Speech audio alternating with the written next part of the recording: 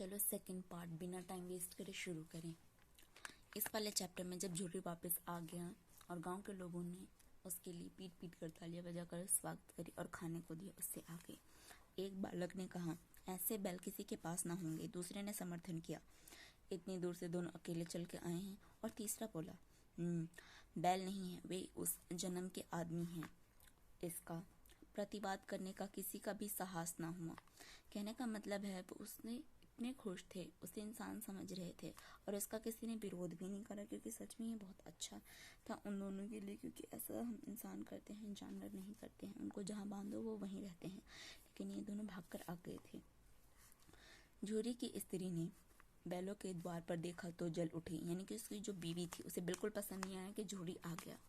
बोली, कैसे नमक हराम बैल हैं कि एक ही दिन वहां काम न किया, भाग खड़े हुए। झूरी ने अपने बैल पर यह आक्षेप न सुन सका। और नमक हराम क्यों है, ऐसा झूरी ने अपनी वाइफ से पूछा।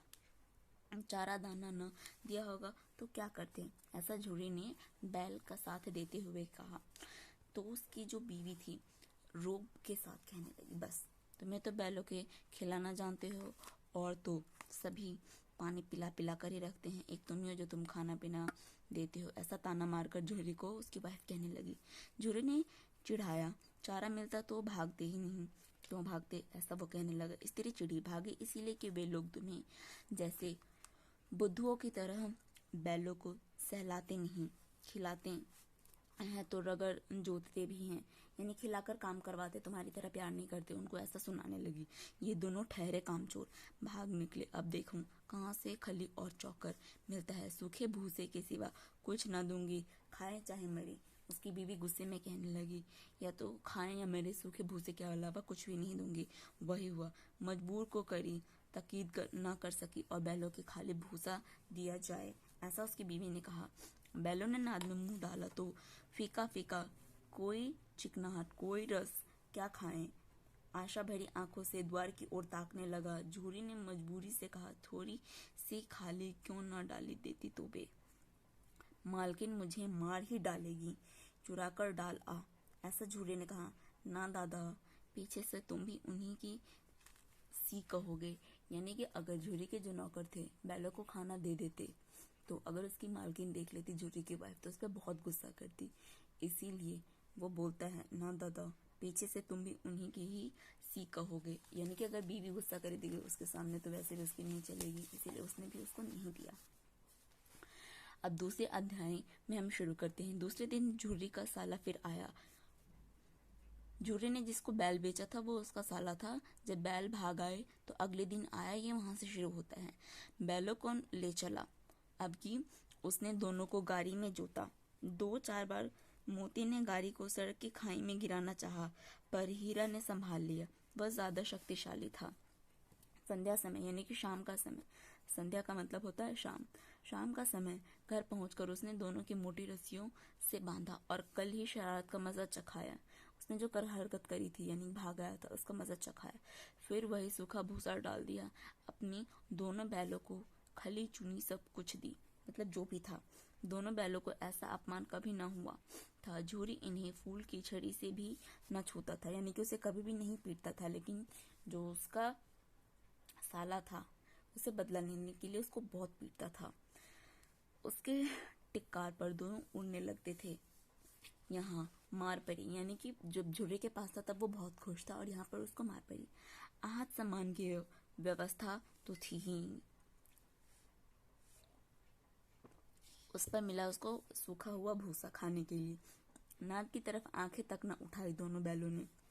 दूसरे दिन गया ने बैलों को हाल में जोता, पर इन दोनों ने जैसे पाँव न उठाने की कसम खा ली थी। वह मारते मारते थक गया, पर दोनों ने पाँव न उठाया।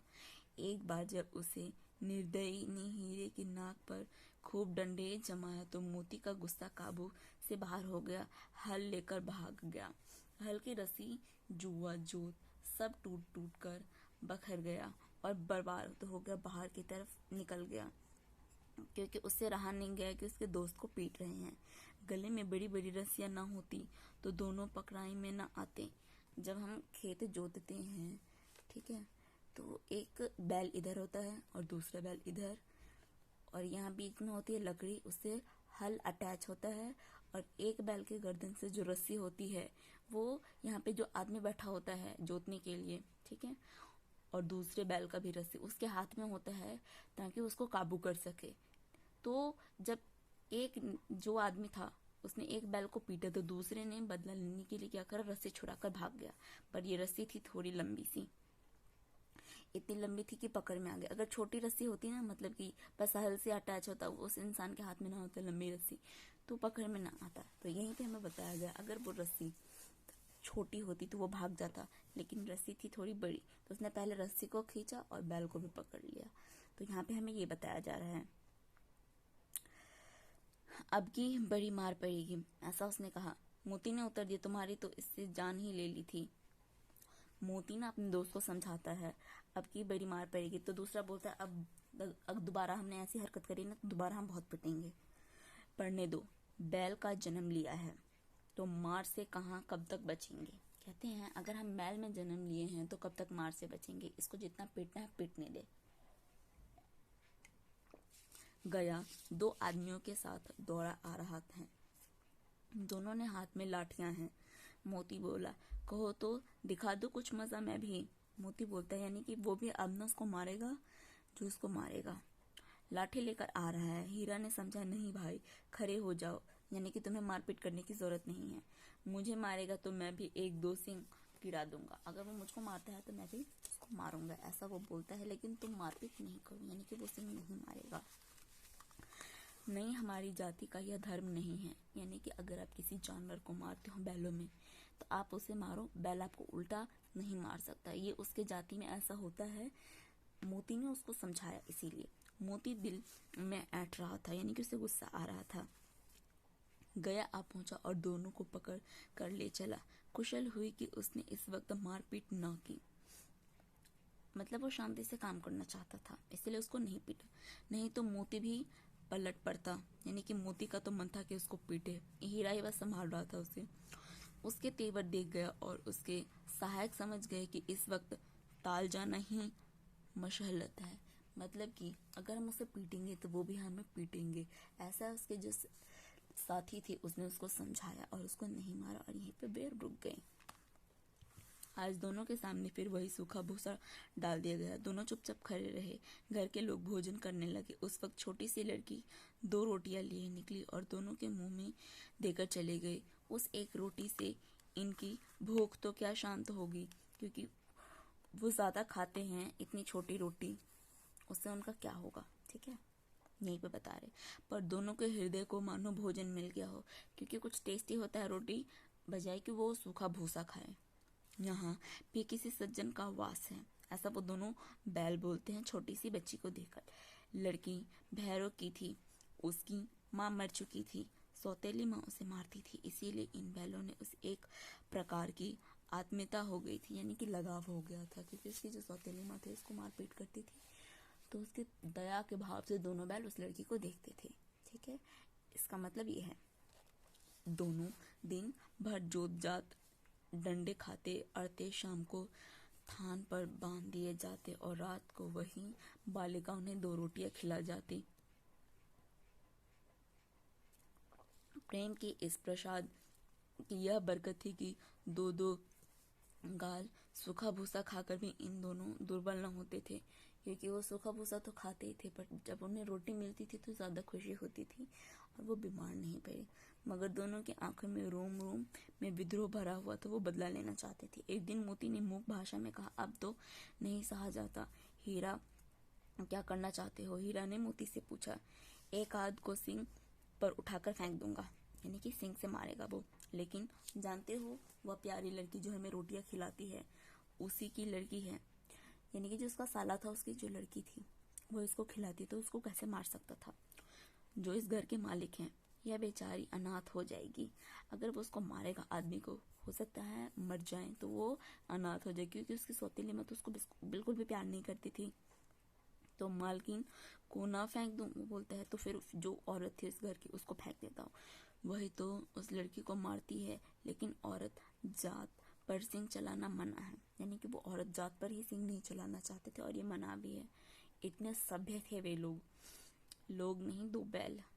यह भूल जाते हो, तुम तो किसी तरह निकलने के ही नहीं देते। ऐसा मोती हीरा से बोलता है। बताओ, तोड़ाकर भाग चले?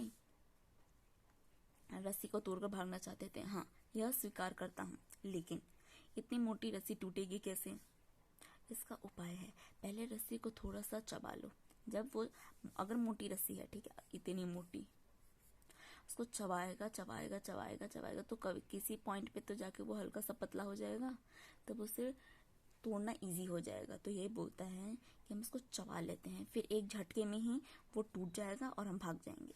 रात को जब बालिका रोटी खिलाकर चली गई, दोनों रस्सियां चबाने लगे, पर मोटी रस्सी मुंह में न आती थी। बेचारे बार बार जोर लगाकर रह जाते थे। सहसा घर का द्वार खुला और वही लड़की निकली। दोनों से झुकाकर उसका हाथ चाटने लगे। दोनों की पूंछ खड़ी हो गई। उसने उनके माथे सहलाए और बोली, खोल देती हूँ, क्योंकि उस जो छोटी बच्ची थी उसको दया आ रही थी कि कैसे बांधकर इसको रखा गया है, और वो भी चबाने की कोशिश कर रहे थे भागने के लिए। चुपके से भाग जाओ, छोटी बच्ची ने दोनों बैलों को कहा, नहीं तो यहाँ लोग मार डालेंगे तुम्हें काम करवा कर या पीट पीट कर। वैसे भी इस बैलों को कोई भी पसंद नहीं करता था, ना वो औरत ना वो आदमी, क्योंकि बैल भाग गए थे तो वो आदमी पसंद नहीं करता, और उसके जो साथी थे, उसके साले का, वो भी, क्योंकि वो काम नहीं करते थे। आज घर में सलाह हो रही है कि इनकी नाकों में नथ डाल दी जाएगी। उसने गराब खोल दिए और दोनों चुपचाप खड़े हो गए। अगर किसी जानवर के नाक में नथ, यानी कि एक रस्सी होती जो बांध देते, वो गर्दन से अटैच होकर, और यहाँ रस्सी होती, एक आदमी उसको पकड़ता है, तो नाक में दर्द होकर तो वैसे ही रुक जाएंगे। जानवर को अगर कैद करना होता तो नथ बांध दिया जाता है, लेकिन झुर्री ने उसके नथ नहीं बांधे थे, लेकिन जो उसका साला था उसके नाक में नथ बांधना चाहते थे। ऐसा उस लड़की ने दोनों बैल को समझाया, फिर उसको खोल दिया और बोला कि अब भाग जाओ। मोती ने अपनी भाषा में पूछा, अब चलते क्यों नहीं? हीरा ने कहा, चले तो, लेकिन कल इस अनाथ पर आफत आ जाएगी, क्योंकि उस लड़की ने उसके भागने में मदद करी, तो उसकी मम्मी पापा दोनों उस पर गुस्सा होंगे, इसी पर संदेह करेंगे। सहसा बालिका चिल्लाई, दोनों फूफाले बैल भागे जा रहे हैं। ओ दादा दादा, दोनों बैल भागे जा रहे हैं, जल्दी दौड़ो। लड़की चिल्लाई, जो दोनों बैल भागे जा रहे हैं। गाया हड़बड़ाकर भीतर से निकला और बोला, बैलों को पकड़ने चला। वे दोनों भागे, गाया के पीछे किया और तेजी से एकदम उसके पीछे भागते हुए गए। गाया ने शोर मचाया, फिर गांव के कुछ आदमियों को भी साथ लेने के लिए लौटा।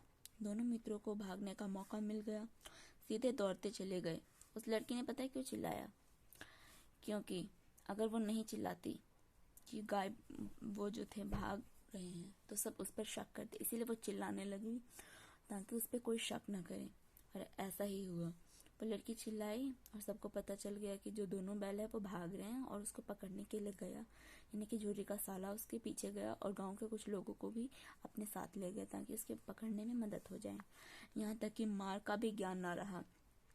जिस परिचित मार्ग में आए थे उसका यहाँ पता ना था, वो भूल गए, और ऊपर से अंधेरा भी था। नए गांव मिलने लगे तब दोनों एक खेत के किनारे खड़े होकर सोचने लगे, अब क्या करना चाहिए। हीरा ने कहा, मालूम होता है राह भूल गए हैं। राह का मतलब होता है रास्ता, कहाँ से आए थे वो उसको याद नहीं। तुम भी बेतहाशा भागे, वहीं उसे मार गिराना था। उसे मार गिराते तो दुनिया क्या कहती? वह अपना धर्म छोड़ दे, लेकिन हम अपना धर्म क्यों छोड़े? ठीक है, वो बोलता है कि जो उसका साला था गाया, उसने तो अपना धर्म छोड़ दिया, हम क्यों छोड़े? ठीक है, यही सोचकर उसने नहीं मारा। दोनों भूख से व्याकुल हो रहे थे। खेत में मटर खड़ी थी, चढ़ने लगे। रह रह कर आहट ले लेते कि कोई आता तो नहीं है, क्योंकि अगर वो मटर खा रहे हैं, अगर कोई से आदमी देखता जिसका मटर है या कोई भी, तो उसको मार मार के भगा देते। तो एक एक करके उसको देख रहे, एक खाता तो दूसरा देखता कि कोई ना आए, फिर दूसरा खाता। ऐसे ही पेट भर गया। दोनों ने आजादी का अनुभव किया तो मस्त होकर उछलने कूदने लगे। पहले दोनों ने डकार ली, फिर सिंग हिलाए और दूसरे को ठेलने लगे। मोती ने हीरा को कई कदम पीछे हटा दिया, यहाँ तक कि वह खाई में गिर गया। तब उसे भी क्रोध आया, संभल कर उठा और बोला, मोती ने मिल गया। मोती ने देखा तो खेल में झगड़ा हुआ चाहता था, तो वो किनारे हट गया। अब किनारे हटने के बाद अगला चैप्टर यहीं का है, थर्ड पार्ट, जिसमें हम इसके आगे पढ़ेंगे कि आगे क्या हुआ। थर्ड वीडियो में मैं अपलोड करूँगी।